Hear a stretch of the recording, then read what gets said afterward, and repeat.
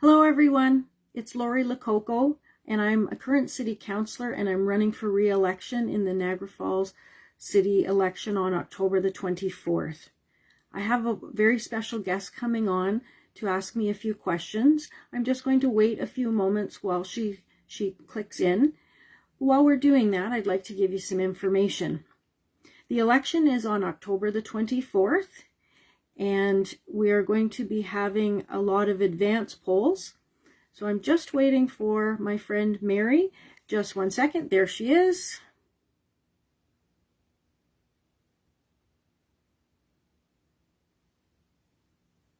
It is on October the 24th, and we're going to have lots of opportunities to have advance polls. I will give you some of the advance poll information in a few minutes. There's Merri. Merri, can you hear me okay? I can hear you just fine, Lori. How about you hearing me? I can hear you too. Thank you so much for joining me. Oh, my pleasure indeed. I can't imagine anyone I would rather be here with on a campaign trail than you. Oh, thank you, Merri. I'd like to introduce you so our guests know who you are. Other than my friend, here is for a professional introduction. Merri Macartney is a speaker and author, having just returned from her solo trip west promoting her new book, Don't Die Before You're Dead. Merri, did we lose you? I think we lost you. Merri, if you can come back on, that would be great. I'm just looking for your pop-up again. I think we've lost you. So I'm going to hold off on her introduction. Just give her a few seconds to come back. I'm sure she'll find her way back. Okay, I will go to the advance poll information. We have a lot of advance polls this time. It's going to be, you can start voting on September the 28th at City Hall. So that's your first opportunity right up until the election.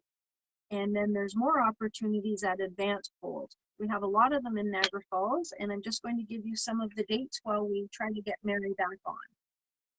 October the 1st, October 2nd, October 7th, October 8th, October 14th, October 15th, and 16th.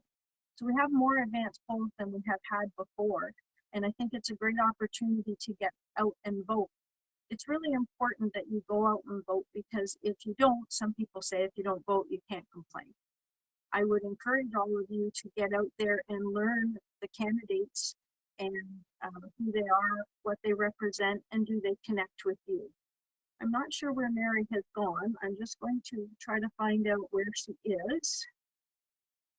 We've lost her. She's not back. Okay, well, we'll talk about a few other things and hopefully we can come back to her. We have a lot of questions. We've had some questions from the audience and Facebook forum. We've gone through some questions that some residents sent in and some of their concerns. Merri, are you out there? No, I can't see her. Okay, I'm not quite sure what has happened. What I'm going to do is Merri had a set of questions, and I'm going to go on the first one and hopefully she can get back in. The first question that Merri was going to ask me was, tell me an instance where the leadership skills you learned in Toastmasters was useful in your role as a Niagara Falls City Council. Now, just to give you some background, I was in Toastmasters International as a member for over 15 years. I started at the club and went to different levels, the area, the division, the district, and then I sat on the international board. I had the great opportunity to sit down with Merri and work with her for a year. She was our trio, and we worked very well together. And if it was not for Toastmasters, I do not think I would be running for City Council. I learned so much about myself, about communication skills, about leadership skills, and I've taken those skills that I've learned and I've brought them to everything that I do, whether that's organization, whether that's leading, communication. Those skills are just so invaluable. We're still trying to get Merri in there. And Sherry has just said, if anyone has any questions, you can always type them in the chat for us. That would be wonderful. So thank you so much for doing that. But I do have some questions. So we're going to start with the first one. I'm really not sure what's happened to Merri. Okay, she just sent a new request, so hopefully it will come up soon.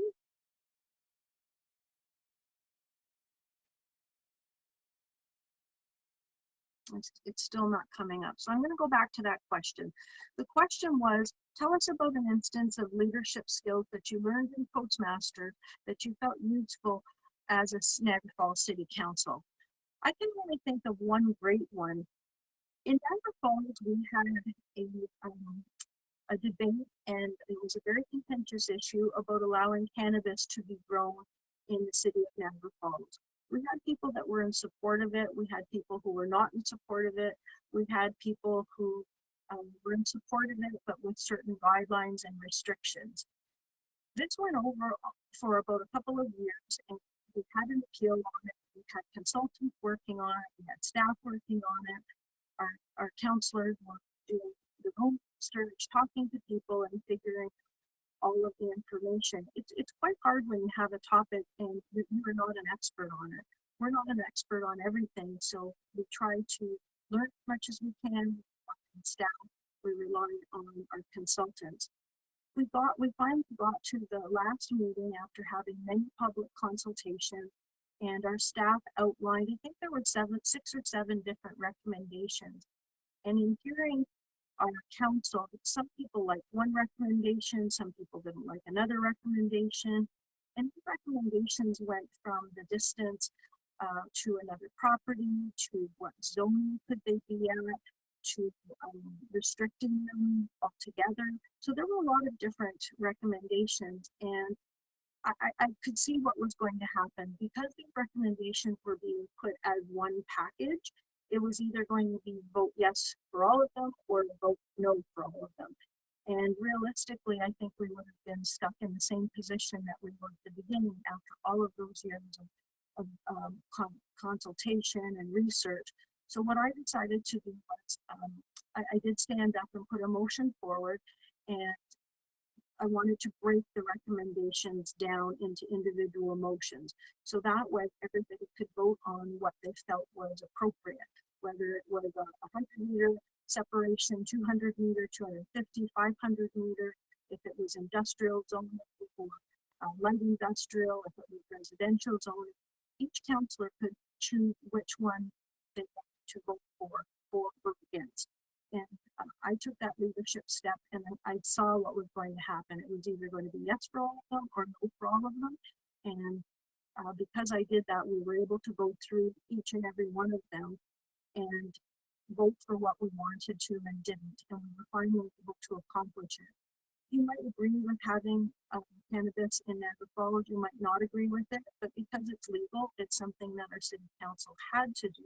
And it was really important as a council that we make those decisions. And I think we made them educated. I think we really, some of them, we just beat them to death. We were going around and around in circles.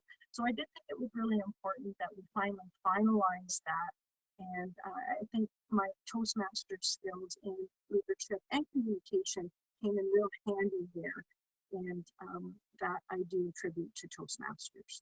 So thank you, Merri, for that question. I don't know where she's gone. We've lost her, but I will go on with the question. And we have asked, if you have any questions, please type them in the comments below, and we will get those questions answered for you. Merri's still trying to get in. We're not quite sure what's happening with her. Just one second. I think maybe something's coming up. Here we go.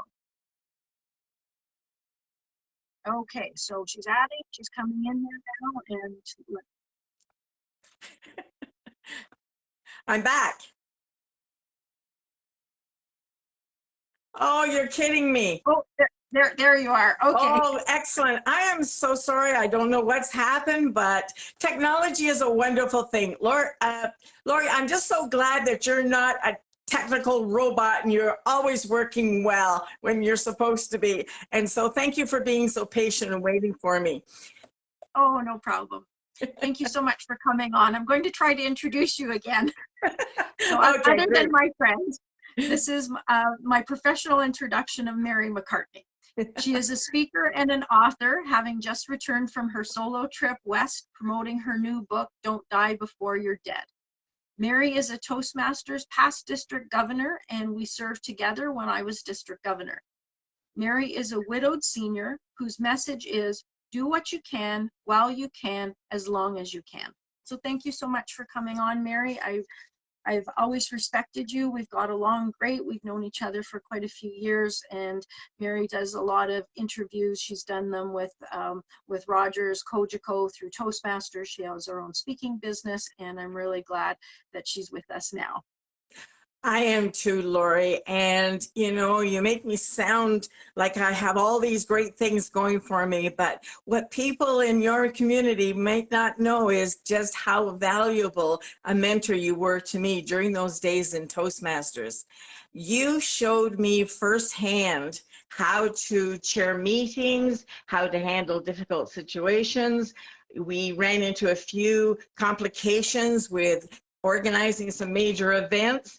And I just so admired your grace and your compassion, your understanding. I know Toastmasters provides a lot of communications and leadership skills, and you exemplified all of that. You were a great mentor to me, and I can't thank you enough. And I am sure that you are providing those examples of leadership, particularly in your role as a counselor. And I certainly hope that Niagara Falls really understands how great an honor it is to have you speaking for them. You are indeed a voice of sense, sanity, understanding, and compassion, and all those things that we look for in a leader. So on behalf of the people there, I hope they give you a huge thank you. And I'm so excited about the election coming up, and I can't wait to hear all about it. And so thanks for letting me do this with you tonight. It's really an honor for me. Thank you so much, Merri. I really appreciate all of your kind words. We had a bunch of questions set aside for tonight, and we're asking our watchers out in Facebook land, if you have any questions, please type them in the comments. Merri, I've already answered the very first question while we were trying to get you back. So if you'd like to maybe start with the second question. I sure can. I'm sorry I missed hearing your responses there, but knowing you as well as I do, I'm sure I know the answer. One of the things that really spoke to me in your role is how important communications is. Now, as we talked about, Toastmasters is a great communications organization that teaches us. So what is it that you found that you have been so grateful for in learning the skills that you did from Toastmasters? How has that helped you in your role? I really joined Toastmasters for the communication part of it. I didn't like public speaking, so I didn't want to speak in public. I went to Toastmasters. And what I found was I really loved the leadership skills. I still don't like the communication part of it, but it's something that we have to do in our everyday life. And I really do think that the communication skills from Toastmasters has carried me to where I am. I don't think I would be a counselor without that. But what I find with communication skills, it's all about relationship building. And when you can build relationships with people, you have a connection with them, and you can learn from them. You can learn from them what they're going through, the experiences that they're having, what they're looking for, what their needs are, what they like, what they don't like. And then you can also learn from other people what resources they have.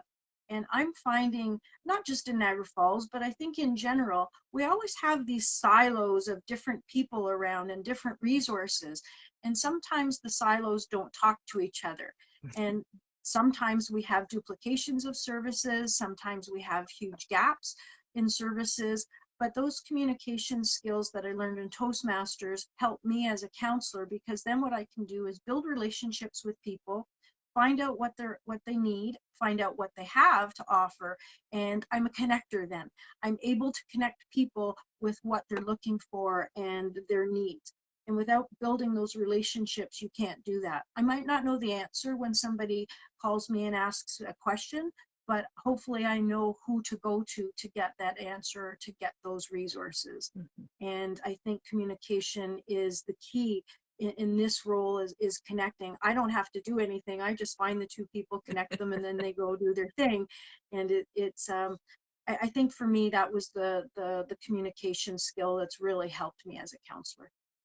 Well, that's an excellent skill to have. And I know from experience with you that you are an incredible listener and you remember. And that's what makes you such a good connector, because you listen, you absorb, you understand, and you bring forth people together that can work together. And so whether you are enjoying public speaking, whether you want to stand up at a lectern and give a speech, your strength is in that you can communicate what you need to communicate very well in that. But as a connector, listening to people and bringing them together is a great use of the skill that Toastmasters does allow us to experience as we are meeting with people in all sorts of situations. So that's excellent, Lori. In saying that, you've had a lot of challenges that you've met through the 4 years that you've been working as a counselor. What is one of the most important accomplishments you've had in working in the last 4 years? I think for me, it's connecting with people. I've always said that whenever you're working on a project, when you have a team, whether you have a council, a board, you should always have diverse people on that committee or that board. And when I say diverse, I mean everything from age, gender, race, religion, different work experiences. Because if you were all the same, you would be thinking all the same things. You would want to accomplish all the same goals. So I think it's really important on our council that we have diverse people with different perspectives and different experiences. And one of the things that I have really gained in this term is trying to work with a diverse background of a team, a council, and connecting with the residents. I really feel that I have a different perspective than some of our other counselors, just because of the experiences that I have. Maybe it's age, gender, we all have different experiences. So I believe that I have a different voice, and I bring the residents' voices. There's a lot of residents that don't feel that they're being heard, that the people at our table are different than them, and they don't necessarily bring their concerns forward. It's important that we have tourism people, it's important that we have business people at the table, and we have those, and those concerns are being brought to the table. So it's nice when different concerns, what I've heard is just the everyday resident is coming to our table, and Councillor Iannoni has done that as well. She brings a different voice. So I think my main, most important accomplishment is being a voice for the unheard, being a voice for people that don't feel that we're listening, and bringing up some of the issues or topics that just are not talked about sometimes because of the differences that we have sitting on council. Well, I know from watching your campaign, but also watching your activity over the term, that you are a person who is very engaged in your community. You're out there, you talk about the diversity, you attend diverse events to mingle with the diverse population that is in Niagara. And that makes your listening skills exceedingly good, because they approach you. You're very approachable.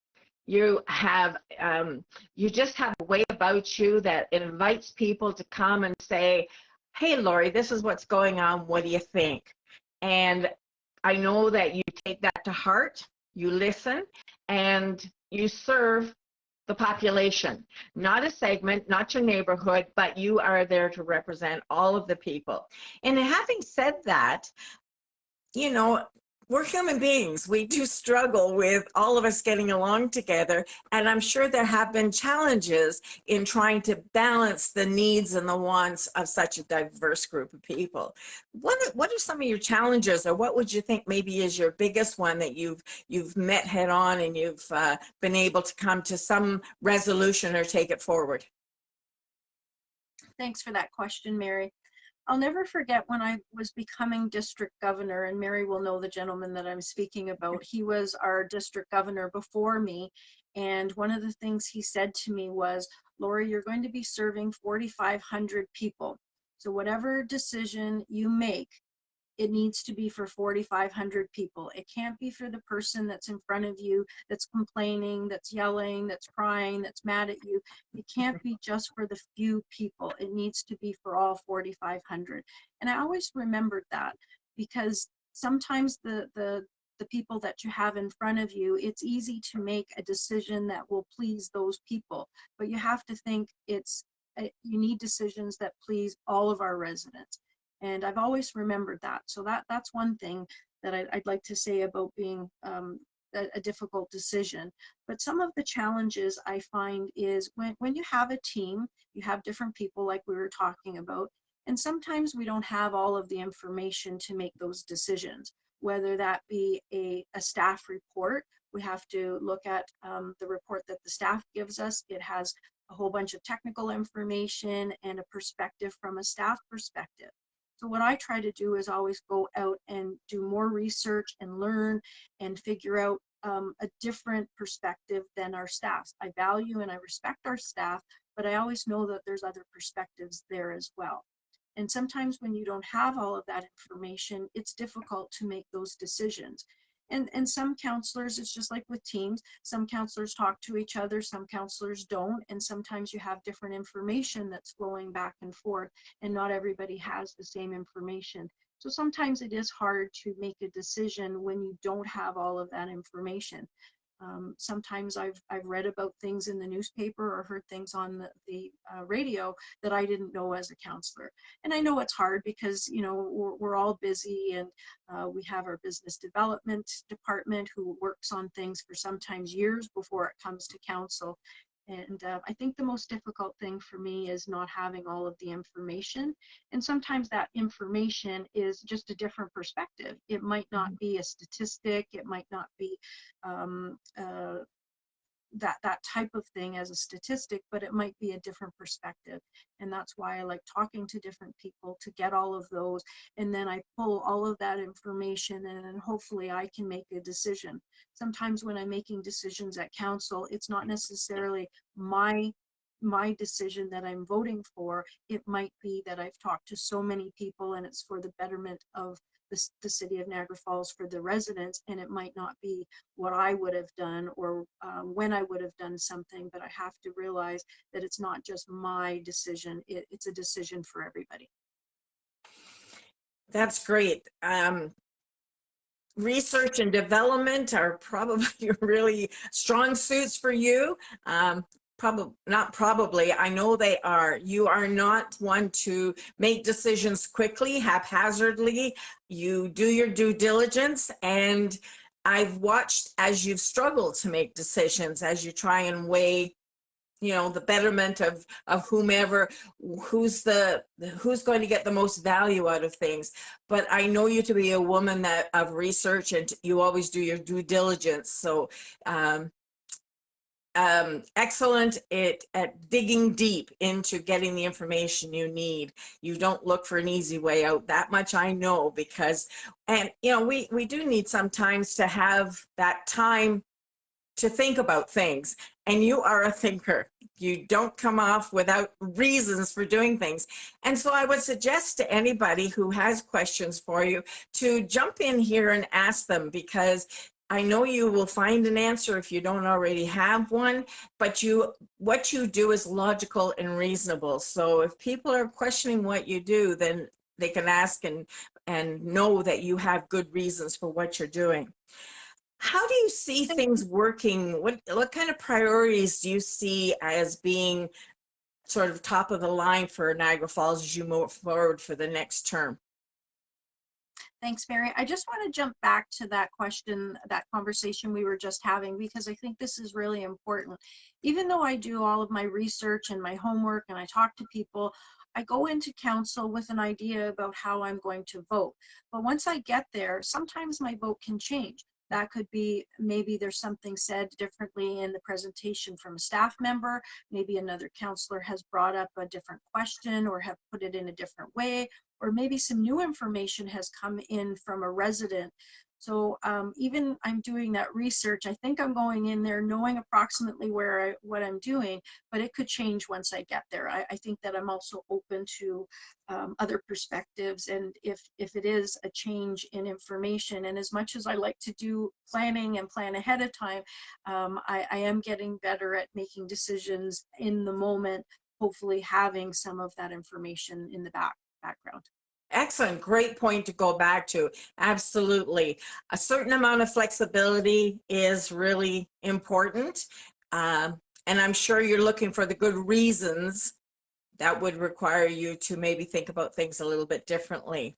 And it wouldn't be guided by, you know, someone saying that that's their preference, that I do know you have a mind of your own and you use it well, but being very flexible, really good point. Is there anything you wanted to add to that, or should we go on to say, you know, to ask about what do you think are some of the top priorities that you'll be facing decision making as a councillor moving forward? I'm sure there are things that are still on the table that didn't get finished. Yes, definitely. The things that I've brought forward when I'm campaigning are really things that other residents have talked about that are important to them, and things that I think are important as well. So I'm going to list 5 things, and I'll briefly go through them. If you'd like any more information on them, you can go to my website, which is www.lorilococo.com. But I will go through the 5. I don't want to call them platform items, because as a councillor, I'm one person out of 9. I can't make a decision and move it forward as one person. You have to have 5 out of the 9 people that will agree with you to move a decision forward. So even though I bring up some ideas, some of them move forward and get approved, some of them don't move forward. And at the beginning, when I was first on council, I started feeling bad that my ideas were not being approved by our council. And then after a little while, I started thinking, maybe it's not just the approval that's important. I think it's that the residents have felt heard, that they are being heard and their issues are being brought forward. And then the second part of it is awareness. And quite often some of the ideas end up coming back maybe a year later or 2 years later. So I'm going to bring up some of these issues, and the first one is going to be community. So for me, community means all of the different services and programs that we can offer our residents. We look at a number of different things. Why are we offering certain programs over others? We might look at age. We might look at our budget. Our budget is definitely something that we have to look at to decide what kind of programs and services we're going to offer.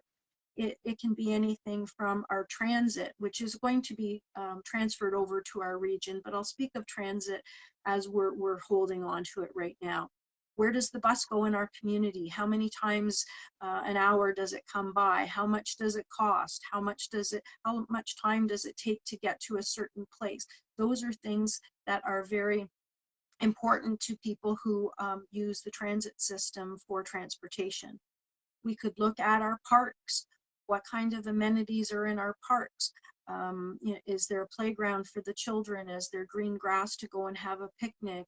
Are there benches to sit on? Are there recreational equipment, exercise equipment? Are there trails? Are there bike trails? So these are all things that are important to our community. And programs.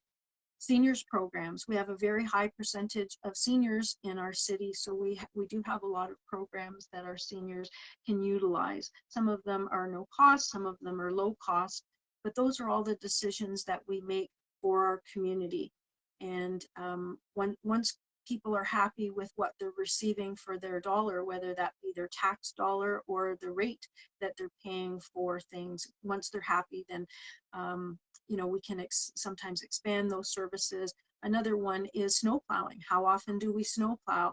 How thick does the snow need to be before we will plow? So those are all things that benefit all of our residents. And I've always said that municipal politics is the closest form of government to our residents. And it's really important that we do get out and vote, because these things affect us every single day. Mm-hmm. The second thing that's very important to a lot of people, and myself included, is housing. We want to ensure that housing is accessible, that you can get housing, and that it's affordable. I think the country right now is in a housing crisis. We've seen some of the highest prices that we've ever seen before, high interest rates in mortgage, the economy has slowed down during the pandemic. So those types of things have changed. And we are a two-tier municipality. We have the city of Niagara Falls, and then our upper tier is the Niagara region. We've always been told that the Niagara region takes care of housing and that the city doesn't. But I think over the last couple of years, not just with us, but with other municipalities, people have understood that these are our residents and this is an issue. We as a municipality have to take care of this, and we have to do things. In August, the City of Niagara Falls Council, we passed a housing report that outlined a whole list of things that can help us get accessible and affordable housing. And in February, Premier Ford outlined a housing task force report, and there were a bunch of recommendations in there. Some of them have been implemented. Some of them I agree with that will help us get more housing. And then some of them I do have some concerns. It's a huge task force report. I can't get into all of that, but housing for sure is one of the items that people are concerned about. The third one I'm going to say is infrastructure. It's our roads, it's bridges and buildings. Many, many times we hear about the condition of our roads. And because we live in cold weather, we have expansion and when it goes back with the heat, so we end up with potholes. There's some nice places in Niagara Falls that have nice roads. There's other places that need attention. So not only do we need to build roads, but we also need to maintain and repair them. And infrastructure is very important because you use it every single day. Our buildings, we want to ensure that they're safe. They're safe for our staff to work in. They're safe for our residents to come in. So infrastructure is really important, and that all comes down to budgeting as well.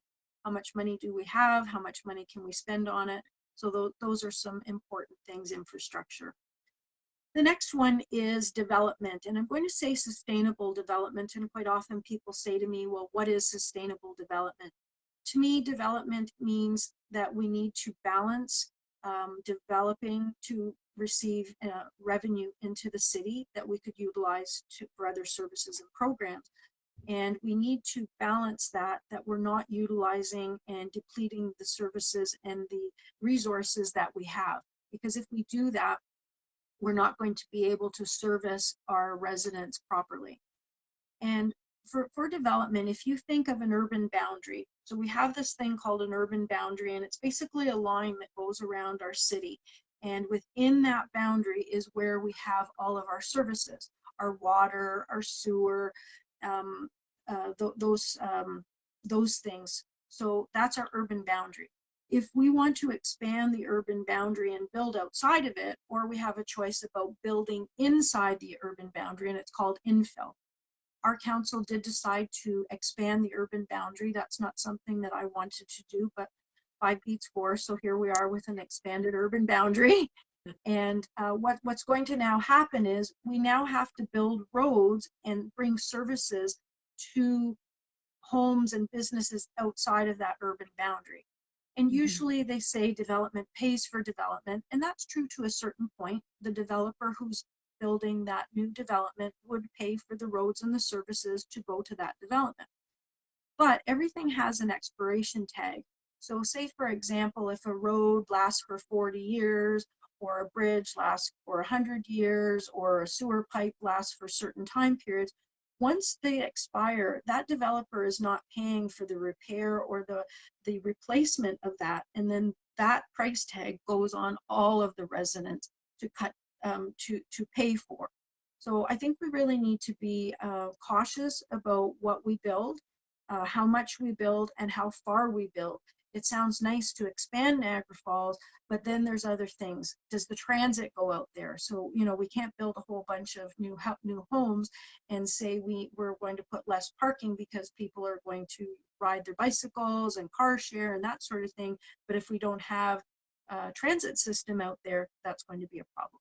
So sustainable development is definitely an issue for a lot of our residents, and I think it's an important one. And the last one is environment.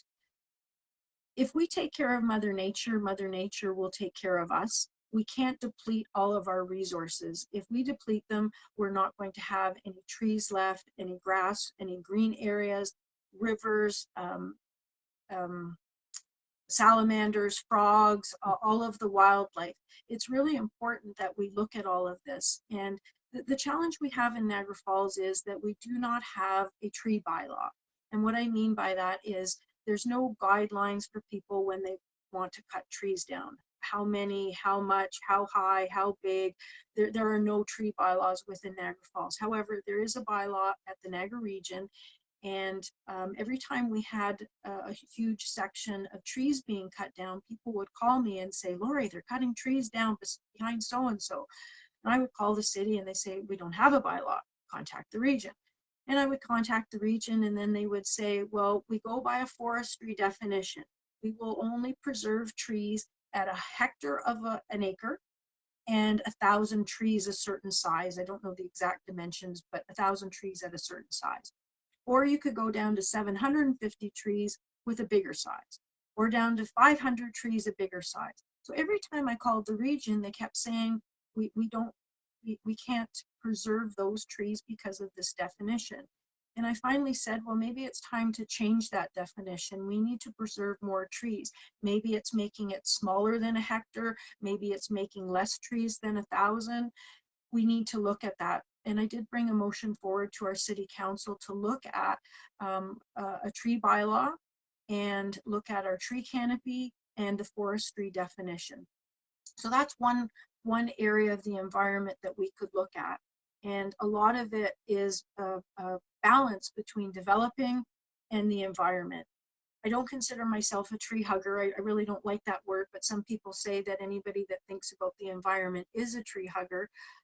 What I look at is I think it's about preserving our environment so our children and grandchildren will have trees and green space. If we just cut everything down and pave everything, we're not going to have those resources for later. So those were 5 things that I felt were really important based on what residents have told me, the concerns that they have, the questions that they have, and I'm just going to do a quick recap.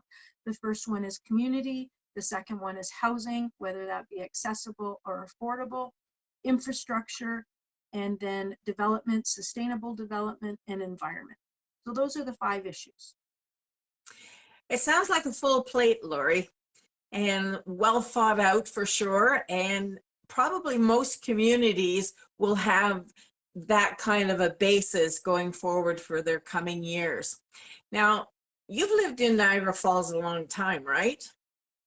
Yes, I was born and raised here. So you have a real commitment in being there. So it's your home. And one of the things that I think is a true value to you as a counselor is you have the history, the background. It's not so much that you've arrived over the last 10 years, but you've seen a lot of progress and a lot of things that maybe you weren't thrilled about as you're, maturing and growing up in the community. You see Niagara Falls as it is today, and you talk about the preservation of some of the what makes Niagara Falls so beautiful, and it's such a high tourist area. What do you think in terms of people coming to Niagara Falls? What is it that you really want them to see about your community? When people come to Niagara Falls, the first thing that they're really looking for is Niagara Falls. And a lot of times people don't understand what is around Niagara Falls. It's important as an environmental feature, but it's also important as a tourism feature. We live in a tourist town, so it's important that we foster that tourism industry. However, I think the pandemic showed us that we need to diversify some of the industries that we have, that we just don't rely on tourism. For me, I was shocked when the pandemic came. It was just like a light switch. We shut it off and there was nobody here. Mm-hmm. We had vacant, empty roads and hotels. It was just like a switch. Everybody was gone. So I think we need to look at different types of industry, whether that be tech industry to bring them. We do have a few industrial. It's not going to be like the old industrial with the big factories anymore. Things are changing. We need to focus on trades. We're really having some challenge, not just in Niagara Falls, but I think in general in Ontario.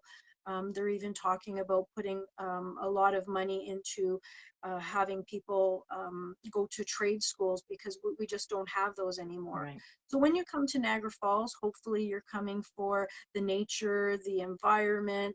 The people are always nice. Yes. And there's lots to do in Niagara Falls outside of the tourist area. We have lots of trails and environmental areas, nature areas. There's a lot of things to do here in Niagara Falls. One of the things that I would like to see is when people do come to Niagara Falls, I don't want them to feel that that we're squeezing every nickel out of them. I understand in tourism, you know, we only have a short period of time to get tourists here, and that's important. And I do understand in some tourist areas it's very far out and it takes, you know, extra money to get things there. We're not stuck in the middle of nowhere. Yeah. I think we need to be kind to our tourists, that they would want to come back, and give them different opportunities other than the Clifton Hills, the Falls, the Niagara Parks. Those are all of the big ones that everybody comes here for, and they're all wonderful. Everybody has different things that they want to do when they come here, but I think we need to offer different things. And there, in the last couple of months, we had a geopark designation, and there's geoparks all across the world, and they were looking to designate Niagara, not just Niagara Falls, but Niagara a geopark. And there's a lot of tourists that look for these geoparks, that they will go there. Our council did not approve it. I know that they are looking at getting designated. They've gone to the other municipalities, and all 11 out of the 12 municipalities have agreed to have that geopark designation. So there's a few things that we're trying to work on to get that geopark designation. I think it will bring a lot of tourists here that might not have come here for other things, but they're coming here for the parks, for the environment, for the trails, the biking. And we have a lot of that here in our area, and we need to promote that. Yes, great. Love the area. Love the area. Lori, a question that came in was, I'll just say it as it came in. It's when you requested to be on the vetting committee for the new CAO, and you were told the community or the committee had already been formed during an in-camera meeting, only to have it come out in the integrity report that was a lie. How did you navigate that? How do you build a successful working relationship with other council members when you are excluded? Sounds like a tough question. Thank you, Merri. That was a very difficult situation. We were getting a new CAO, and when you think of a council really has one employee, the CAO. And then all of the other staff are, the CAO is responsible for the other staff. So council can hire and release a CAO, and that is a major job of the council. So when we were getting a new CAO, we had a process that we were following, and I can't get into the in-camera details, but at the end of the day, what happened was at one of our council meetings, we were talking about who was going to be on the committee. And as I said in the meetings, I understood that we would give our interest at that meeting to be on the committee. And that's not what happened. We had other councillors that put their name forward, and that was fine. And, you know, I'm pretty easygoing, but I do want to be part of it. And I'm going to go back to what I talked about with teams. For anything, whether it's a team, a board, a council, you should be diverse. You should have different ages and genders and experiences on that committee. And for the councillors that put their name forward, I felt not having a woman on the committee was not a good thing. It would be good to have a woman. And I also felt that having someone with different ages as well would be a good idea, and with different experiences. So there was only certain number of councillors could be on this committee, because if it's more than quorum, then that's considered an official meeting and we can't do that. there were some offers about, you know, adding me, but then it would be quorum, so we couldn't do that. And at the end of the day, I was not able to be on that committee. I do feel that, especially with some of the experience that I have interviewed hundreds of people, whether that be through Toastmasters or through census, for recruitment for census. So I did have the experience about recruiting and interviewing, and I also felt that I brought some different perspectives, and it's unfortunate that we didn't have that on the committee. So the committee moved forward, and then they brought recommendations to all of council, and then we interviewed for our CAO, and then we hired our CAO. Good. Okay, another question that's come in is someone says, I love your presence on City Council. Going forward, Chippewa, as we know, is undergoing mass housing development. This, once being a small historic village, is now sadly a heavy trafficked town where amenities are not keeping up nor policing. Chippewa needs attention from the City Council for those who sit on council, and just let me try and get this. Excuse me for 1 minute, Lori, sorry. What does it say? Chippewa needs attention from the city, from those who sit on council and see the value in our town. Do you share as much interest in our village, and can you see where vast changes and improvements need to be made? Chippewa is definitely a gem of Niagara Falls, and I just want to explain to some people what Chippewa and Niagara Falls, how we got to be where we are.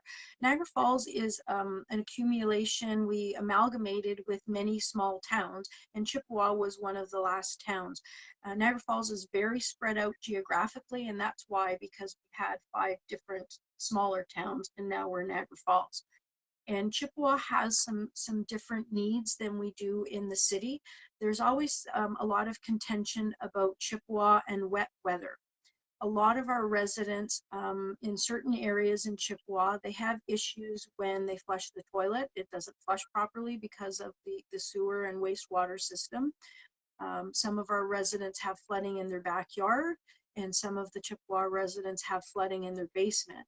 And what ends up happening is, once they have a flood, the first time the insurance might cover it, the second time the insurance doesn't want to cover it, and sometimes the third time they say, we're not giving you insurance anymore. So not only has our Chippewa resident had their basement demolished because of a flood, but now they've lost all of their belongings as well, and now they can't get insurance.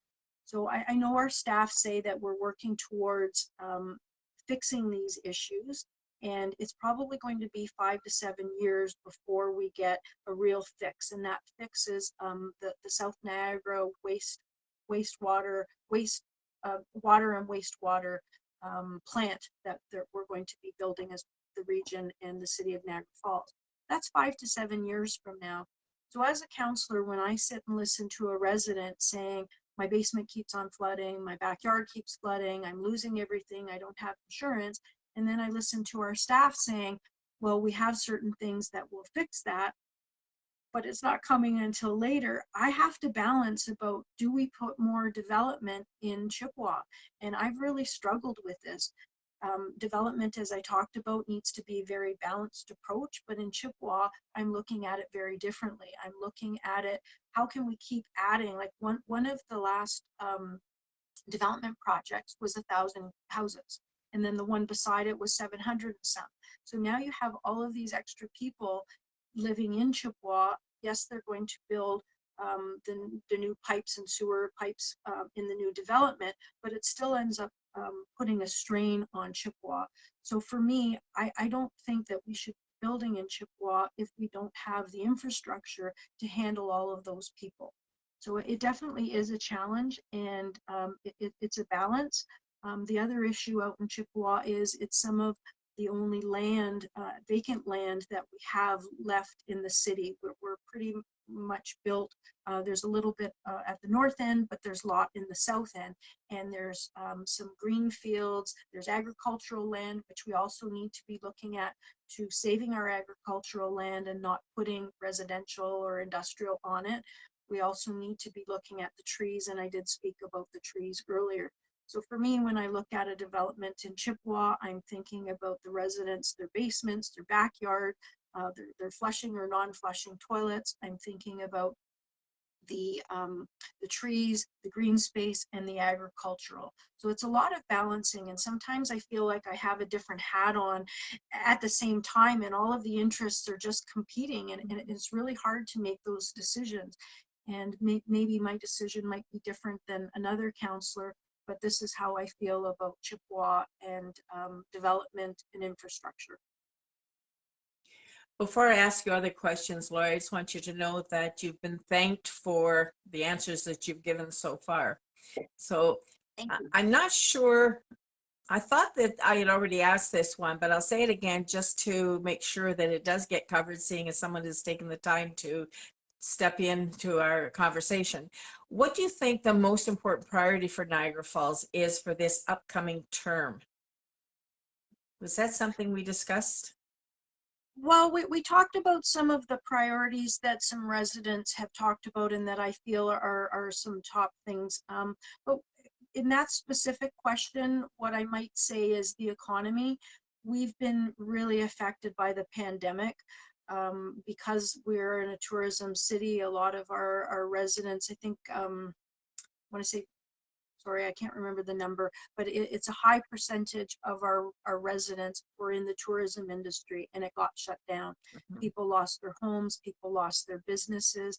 And as a city councillor, there's certain things that we can help with, there's certain things that we can't help with. Our provincial government and our federal government helped with different things.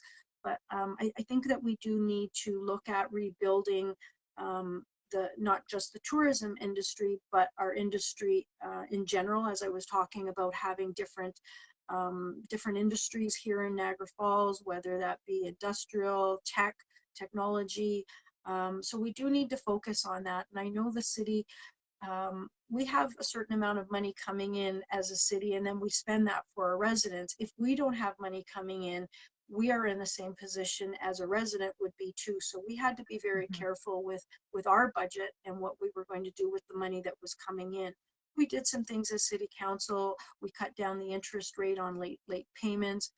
We removed the interest rate for a certain period. We removed some permit fees and for some of the tourism industry, such as patios and small businesses. Those were some of the things that we did. And I think working with our business development department would be extremely helpful. Me as a councillor, when all these ideas and people want to move to Niagara and they want to move their business, they end up talking to our business development department. And that goes on for a while, and then things might come to council and then we see them.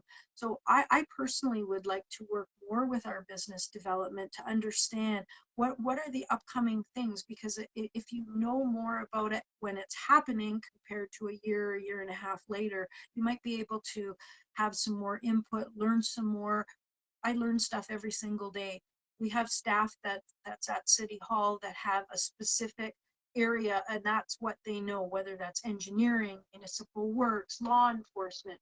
And as councillors, we have to know a little bit of everything, and we rely on our staff for that too. So I think maybe for that question, I would say that we really need to focus on the economy and assisting our residents to get to a point to help them after the pandemic. Okay, this question came in. I am not feeling 100% about my pick for mayor. Would you endorse any particular candidate for mayor? That's a great question. We have a very interesting year this year. I'm not sure of the time frame, but it's one of the highest number of candidates that we've had in a long time. So we have our current mayor and I think 7 other people, I think 8 total that are running for mayor. And it's really hard in this day and age to learn about everybody. I've been talking to some seniors and asking them, how do you learn about the candidates? Some people are not on the internet, they can't look at their website, some people don't have email. So what I would suggest to everybody is to go to the city's website and type in candidates under search. It will bring up a list of all of the candidates that are running, and some candidates have outlined their website, phone number, and email address. Contact the candidates, read about the candidates, and that's something that I will be doing because I don't know a lot of the candidates running for mayor. I don't know their experience. I don't know why they want to run for mayor. I have to do that, and we have a mayoral debate coming up in the next 2 weeks, I think. So that's something definitely that I would be attending, and at this stage, I am not prepared to endorse it. Great. I think we've covered a lot with regards to how you go about addressing certain needs within Niagara Falls. As a long-term resident, as an individual who's gotten engaged as opposed to standing on the sidelines and being critical, you've put yourself right there in the midst of the planning and decision making, and it's not for the faint of heart. It's a difficult position to be in. What was it, if I may ask, what was it that initially called you to become engaged in the future of your hometown? Thanks, Mary. I know we have a couple of minutes, so I'll make this very short. After my being a Toastmasters International Director on the international board, I had to make a decision. What did I want to do after that? I could have continued with Toastmasters and kept moving towards the presidency if they would have me, but it was a long period of time, and it was all volunteer basis. So then I thought, I learned a lot, I have some skills, I have a lot of experiences, I've always been involved in my hometown. Why don't I use those skills and experiences within my hometown? And then that's when I decided to run for city council, and that was in 2014. I attended all of the council meetings to get to understand what it was about, understand who was sitting at the table, what the issues were. I went around to different organizations to learn about them. What were they offering our residents? What did they need from city council? And there's that relationship building that I was talking about. And we are an at-large system. We don't have wards in Niagara Falls. And with an at-large system, we take the top 8 vote getters. And in 2014, we had, I think, 32 people running, and I came in number 9. So I thought, okay, well, I'm close. I've worked hard. I attended the next 4 years of city council meetings and then ran in 2018. So for me, it was utilizing all of those skills that I've learned. I knew I had some ideas and issues that were important to me and other members of our community that they didn't feel were getting heard at our council. So for me, that's what made me want to run. And I think to run for re-election as well. Those are the reasons why I want to run and be a voice for the unheard. Excellent. Well, as a past Toastmaster governor for our district in one of the major districts in Ontario, thanks to your tutelage and mentorship, I was part of your moving forward into the international arena as an international director. And just to add my comments about how Toastmaster valued you, you had such an overwhelming positive results in your election that was just record setting, and you were warmly received. You were you attended everything, and you were well received everywhere you went.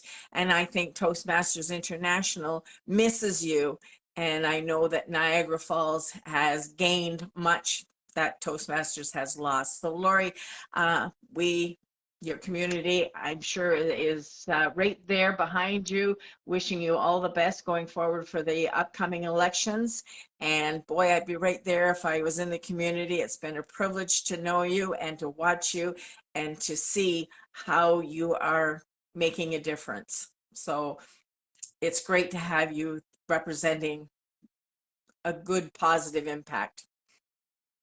Thank you so much, Mary. I didn't pay her to say all of that stuff, but thank you. I really, No, no, really no. My bill's appreciate it. my bill's not in the mail. I'd like to encourage everybody to go out and vote. It doesn't matter who you vote for, just please go out and vote. Learn about your candidates, do your homework, go on the city's website, check out all of the candidates' websites, talk to your family, talk to your friends. You can vote for up to 8 councillors. You don't have to vote for 8. You could vote for 1, you could vote for 2, you could vote for up to 8. So please, it is a right to vote, and it's also a responsibility. Yes. And we have lots of opportunities to vote. There's no reason why you shouldn't vote. Thank you so much, Mary. I really appreciate your time and your thoughtful questions this evening. And thank you so much to everybody out there that has joined us tonight. And if you have any questions, you can please contact me through Facebook, Twitter, Instagram, Nextdoor, text, home phone, any way you want. I will try to get back to you as soon as I can. Thank you so much, everybody, for your time. Is there anything that we need to do to wrap up, Mary? I don't think so. Just a comment I saw quickly was someone was asking when the mayor's debate was again. I'm sorry, it's in my phone, and I'm using my phone for the camera right now. I can't check it. Well, they if could they reach out send and me a ask you. message, yes, if they send me a message, I will send them the information. Perfect. No, I think Thanks, that's a wrap. everybody. Okay, thanks, everybody. Have a great night, and please go out and vote. Take care. Take care. Bye now. Bye-bye.